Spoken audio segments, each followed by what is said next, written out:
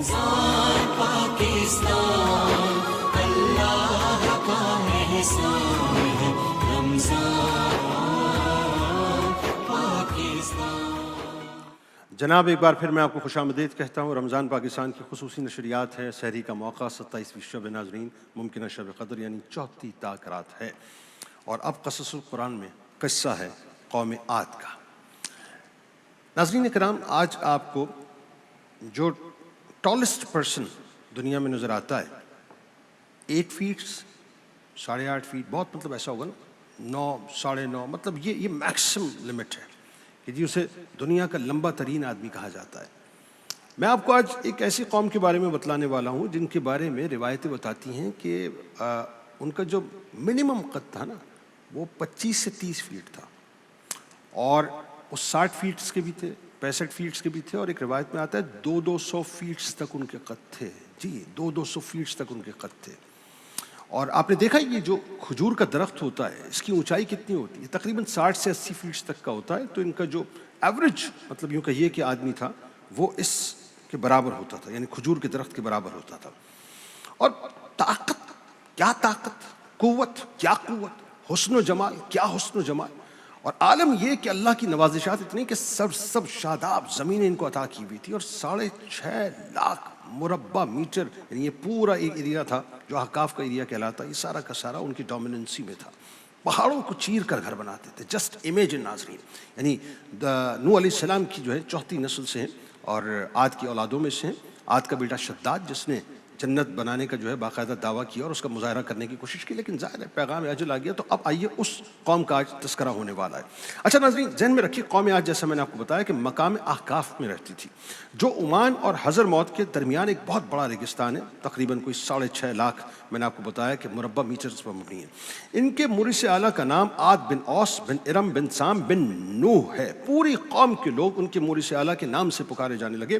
یہ لوگ ناظرین بت پرست اور بہت بد اعمال اور بد کردار لوگ تھے۔ اللہ تعالیٰ نے اپنے پیغمبر حضرت ہود علیہ السلام کو ان لوگوں کی ہدایت کے لیے باقاعدہ بھیجا، مگر اس قوم نے اپنے تکبر اور سرکشی کی وجہ سے حضرت ہود علیہ السلام کو مکمل طور پر جھٹلا دیا اور اپنے کفر پر وہ اڑے رہے۔ حضرت ہود علیہ السلام بار بار ان سرکشوں کو عذاب الہی سے ڈراتے رہے، مگر اس فتنہ پرور قوم نے نہایت ہی بے باکی اور گستاخی کے ساتھ اپنے نبی سے یہ کہہ دیا، اور وہ کہنے لگے کہ کیا تم ہمارے پاس اس لیے آئے ہو کہ ہم صرف ایک اللہ کی عبادت کریں اور ان سب خداؤں کو چھوڑ دیں جن کی پرستش ہمارے باپ دادا کیا کرتے تھے؟ سو تم ہمارے پاس وہ عذاب لے آؤ جس کی تم ہمیں وعید سناتے ہو، اگر تم سچے لوگوں میں سے ہو۔ یعنی حضرت ہود علیہ السلام نے ناظرین بہت حجت تمام کی، انہیں سمجھایا کہ تمہاری طاقت اللہ کی طرف سے، تمہاری قوت اللہ کی طرف سے، تمہارا حسن و جمال اللہ کی طرف سے، یعنی ایک ایک بات ان کو جو ہے حجت کی طرح سے سمجھانے لگے۔ ایون ناظرین وہ جو پہاڑوں کو چیر کے، آپ سوچیں نا آج سے یعنی اگر آپ مثال کے طور پہ 4000 سال پہلے کی بات کریں، 4500 سال پہلے کی بات کریں، کوئی مشینری نہیں، کچھ نہیں، کوئی ٹیکنالوجی نہیں ہے، کوئی سائنس نہیں ہے، لیکن اللہ تعالیٰ نے ان کو وہ طاقت عطا کی تھی۔ یعنی آپ سوچیں نا جب وہ 60 فیٹس کے، 70 فیٹس کے، 100 فیٹس کے، 200 فیٹس کے لوگ ہوں گے تو کیا ان کا قد ہوگا۔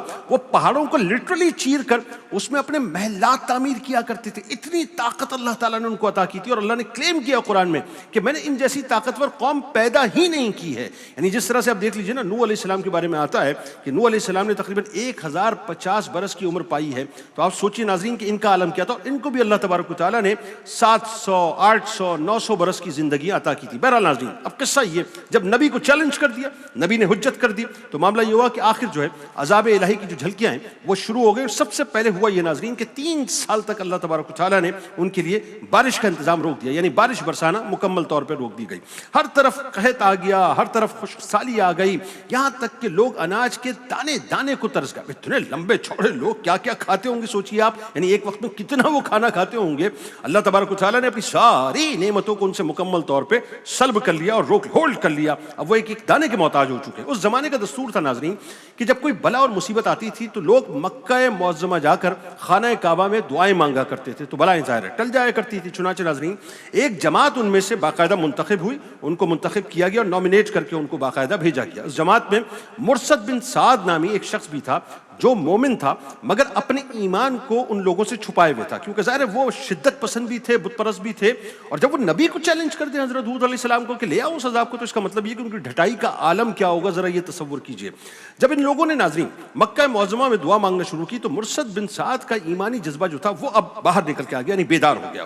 اس نے تڑپ کر کہا کہ آئے میری قوم، تم لاکھ دعائیں کر، لاکھ دعائیں مانگ لو، مگر خدا کی عزت و جلال کی قسم اس وقت تک پانی نہیں برسے گا جب تک کہ تم لوگ اپنے نبی حضرت ہود علیہ السلام پر ایمان نہیں لاؤ۔ ظاہر ہے جب نبی موجود ہیں تو نبی کو چھوڑ کے تو کچھ نہیں ہو سکتا نا، نبی کے توسط سے ہوگا جو کچھ بھی ہوگا، لیکن انہوں نے نبی کو مکمل طور پہ فراموش کر دیا، اور وہ اتنے بے عقل تھے، یعنی آپ سوچیں نا کت کاٹ اتنا ہے، لیکن عقل ان میں نام کی نہیں تھی کہ وہ نبی کو چھوڑ کر اللہ سے مدد مانگنے کے لیے خانہ کعبہ پہنچے تھے۔ حضرت مرثد بن سعد نے اپنا ایمان تو ناظرین اس وقت ظاہر کر دیا، تو قوم عاد کے جو شریر تھے انہوں نے ان کو بہت مارا پیچا، بہت ان پہ تشدد کیا، اور پھر دعائیں مانگنے لگے۔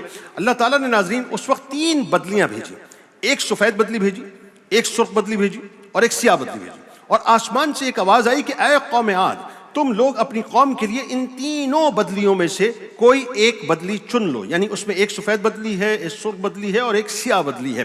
ان لوگوں نے ناظرین کالی بدلی کو پسند کر لیا۔ نارملی ہوتا یہ نا کہ جب ہمارے یہاں آسمان پہ کالے بادل آتے ہیں تو ہم کیا کہتے ہیں، بھئی یہ کالے بادل آ گئے، بارش برسنے والی۔ ایگزیکٹلی ناظرین انہوں نے جو کالی بدلی تھی اس کو چن لیا، اور یہ لوگ اس خیال میں مگن تھے کہ کالی بدلی خوب زیادہ بارش برسائے گی۔ چنانچہ ناظرین وہ ابر سیاہ قوم عاد کی آبادیوں کی طرف چل پڑا۔ قوم عاد کے لوگ کالی بدلی کو دیکھ کر بہت زیادہ خوش ہونے لگے۔ حضرت ہود علیہ السلام نے فرمایا کہ اے میری قوم دیکھ لو، عذاب الہی ابر کی صورت میں تمہاری طرف بڑھ رہا ہے، مگر قوم کے گستاخ لوگوں نے اپنے نبی کو مکمل طور پہ جھٹلا دیا اور کہا کہ کہاں کا عذاب اور کیسا عذاب، معاذ اللہ، یہ تو بادل ہے جو ہمیں بارش دینے کے لیے آ رہا ہے۔ یہ بادل پچھم کی طرف سے آبادیوں کی طرف سے برابر بڑھتا رہا ناظرین، اور ایک دم ناگہاں اس میں سے ایک آندھی آئی جو اتنی شدید تھی کہ اونٹوں کو ان کے سواروں کے ساتھ اڑا اڑا کر پھینک دیا کرتی تھی، یعنی یہ عالم تھا۔ اور اتنی زوردار آندھی آئی کہ درختوں کو جڑوں سے اکھاڑ کر، جڑوں سے باقاعدہ اکھاڑ کر اڑا کر لے جایا کرتی تھی۔ یہ دیکھ کر قوم عاد کے لوگوں نے ناظرین جو ان کے محل بنے تھے، جو انہوں نے اپنے طور سے اپنی طاقت کے بل پہ بہت ہی طاقتور ترین پہاڑوں کو چیر کے بنائے تھے ناظرین، اس میں جا کر اپنے آپ کو مکمل طور پہ دروازوں سے بند کر لیا، یعنی ڈورز کو کلوز کر دیا، محل کے اندر جا کے وہ چھپ گئے۔ مگر آندھی کے جھونکے نہ صرف دروازوں کو اکھاڑ کر لے گئے بلکہ پوری جو عمارتیں تھیں ناظرین، یعنی پہاڑ کے پہاڑ جو تھے وہ جھنجھوڑ کر ان کی اینٹ سے اینٹ بجا دی۔ 7 راتیں بتایا جاتا ہے روایات میں کہ 7 راتیں اور 8 دن تک مسلسل کنٹینیوسلی وداؤٹ اینی گیپ ناظرین، وداؤٹ اینی گیپ یہ آندھی جو ہے چلتی رہی، یہاں تک کہ قوم عاد کا ایک آدمی مر کر فنا ہو گیا اور اس قوم کا ایک فرد بھی باقی نہ رہا۔ جب آندھی ختم ہو گئی ناظرین تو اس قوم کی لمبی لاشیں، اب آپ ذرا تصور کیجئے نا کہ یہاں 5-10 فٹ کا آدمی جب پڑا ہوتا ہے اور آپ سوچئے سینکڑوں کی تعداد میں پڑے ہو تو کیسی لاشیں بکھری ہوئی نظر آتی ہیں۔ وہاں معاملہ یہ تھا کہ آندھی جب ختم ہوئی ہے تو لمبی لاشیں جو ہیں ان کی پڑی ہوئی تھیں، یہاں کوئی 30 فٹ کا ہوگا، کوئی 40 فٹ کا، کوئی 50 فٹ کا، کوئی 60 فٹ کا، کوئی 20 فٹ کا، کوئی 200 فٹ کا، یعنی یہ عالم تھا۔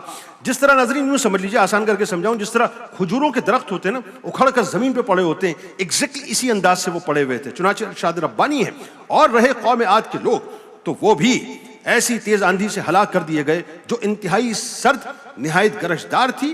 اللہ نے اس آندھی کو ان پر مسلسل 7 راتیں اور 8 دن مسلط رکھا، سو تو ان لوگوں کو اس عرصے میں اس طرح مرے پڑے دیکھتا تو یوں لگتا گویا وہ کھجور کے گرے ہوئے درختوں کی کھوکھلی جڑیں ہیں، سو تو کیا ان میں سے کسی کو باقی دیکھتا ہے؟ پھر قدرت خداوندی سے ناظرین کالے رنگ کے پرندوں کا ایک خول نمودار ہوا جنہوں نے ان لاشوں کو اٹھا کر سمندر میں پھینکنا شروع کر دیا۔ ناظرین کرام ذرا تصور کیجئے، ایک تو وہ ویسے ہی اتنے لمبے، اتنے قداور تھے، اب وہ جو کالے رنگ کے پرندے آئے ہوں گے اللہ کی طرف سے آسمانوں سے جس کے بارے میں ہم سوچ نہیں سکتے، وہ کتنے بڑے اور کتنے طاقتور ہوں گے جو ان کی لاشوں کو اٹھا کے اپنے پنجوں میں سمندر میں ان کو پھینکتے تھے۔ اور حضرت ہود علیہ السلام ناظرین اس بستی کو ظاہر چھوڑ چکے تھے، ظاہر چند مومنین ان کے ساتھ تھے جو ایمان لائے تھے، لے کر ان کو مکہ شریف چلے گئے تھے، اور باقی پوری زندگی بیت اللہ میں آپ عبادت کرتے رہے۔ اچھا، اب اس میں جو درس ہدایت ناظرین اس کو بھی ذرا سمجھ لیجئے۔ قرآن کریم کے اس دردناک واقعے سے سبق ملتا ہے کہ قوم عاد جو بڑی طاقتور تھی، بڑی قدآور تھی، بہت خوشحالی اللہ تعالیٰ نے ان کو عطا کی، یعنی آپ یہ سوچئے کہ ریل پیل مال کی بہت تھی، لہلہاتی کھیتیاں ان کے پاس تھیں، بڑے بڑے باغات ان کے پاس تھے، پہاڑوں کو چیر چیر کے گھر بناتے تھے. یعنی آپ سوچئے کہ گرمیوں اور سردیوں کے الگ الگ محلات تھے ان کے. یعنی جب گرمیاں آتی تو ان کے رہنے کی جو جگہ تھی، ان کی جو کوٹھیاں یا محل تھے پہاڑوں کے اندر، وہ اور تھے. اور جب سردیاں آیا کرتی تھیں تو وہ ٹیمپریچر کو مینٹین کرنے کے لیے الگ گھر بنایا کرتے تھے. یعنی آپ سوچئے کہ ان کی جو علم کا معاملہ ہوگا وہ کتنا اونچا ہوگا، کتنا بلند ہوگا. لیکن افسوس اللہ تعالیٰ نے ان کو وہ جو ہدایت ہے نا، وہ ہدایت عطا نہیں کی تھی. یعنی ان کے پاس کثرت تھی، ان کے پاس طاقت تھی، سب کچھ ان کے پاس موجود تھا، مگر کفر اور بد اعمالیوں، بدکاریوں کی جو نحوست تھی ناظرین، اس نے ان کو ایسے قہر میں مبتلا کیا، ایسے عذاب میں مبتلا کیا کہ آندھیوں کے جھونکے اور اس کے جھٹکے جو ہیں پوری آبادی کو جو ہے تباہ برباد کر کے صفحہ ہستی سے مکمل طور پہ مٹا کر چلے گئے، یہاں تک کہ قبروں تک میں ان کو منتقل کر دیا. میں بتانا صرف یہ چاہتا ہوں ناظرین کہ اللہ تبارک و تعالیٰ جب آپ کو مال دیتا ہے، جب آپ کو قوت دیتا ہے، جب آپ کو طاقت دیتا ہے نا، تو اپنی طاقت پر زوم مت کریں، اپنی طاقت پر ناز نہیں ہونا چاہیے. یہ جو ہمیں اپنی طاقت پر بڑا ناز ہوتا ہے نا، ہم بڑا فخر کرتے ہیں، اس پر فخر نہ کیجیے، کیونکہ کبریائی صرف میرے رب کو زیبا ہے. ذہن میں رکھیے گا، انسان کی کوئی اوقات نہیں ہے. یہ جو پرانی اقوام کی مثال اللہ تعالیٰ نے دی ہے نا، دیکھیں عاد کا بیٹا شداد تھا. شداد کیا تھا؟ اس نے دعویٰ کیا تھا معاذ اللہ کہ میں دنیا میں جنت بناؤں گا. نتیجہ کیا نکلا؟ اس نے اعلیٰ ترین مٹیریل دنیا سے جمع کیا، سونا، چاندی، ہیرے، جواہرات، یاقوت، زمرد، سب کچھ جمع کیا. نتیجہ کیا نکلا کہ جس وقت بنا کے داخل ہونے لگا، اللہ تبارک و تعالیٰ نے اس کی روح کو قبض کر لیا. یعنی اس کو یہ بتلایا کہ تیری اوقات یہ ہے، بس قدرت کو چیلنج مت کر. ہمارا مسئلہ یہ ہے کہ ہم مائٹ از رائٹ کی فلسفی پہ چلتے چلتے اپنی طاقت کی نشے میں اس حد تک بدمست ہو جایا کرتے ہیں کہ ہم یہ سمجھتے ہیں کہ ہم بہت کچھ ہیں. یقین مانیے ناظرین، ہم زیرو، بالکل زیرو. فرعون کا کیا ہوا؟ قارون کا کیا ہوا؟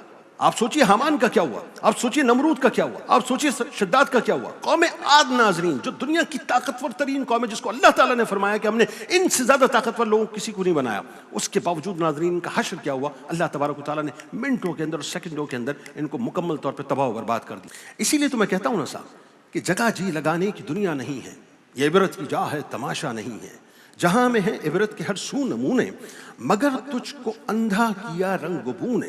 کبھی غور سے بھی یہ دیکھا ہے تو نے، جو معمور تھے وہ محل اب ہیں سونے.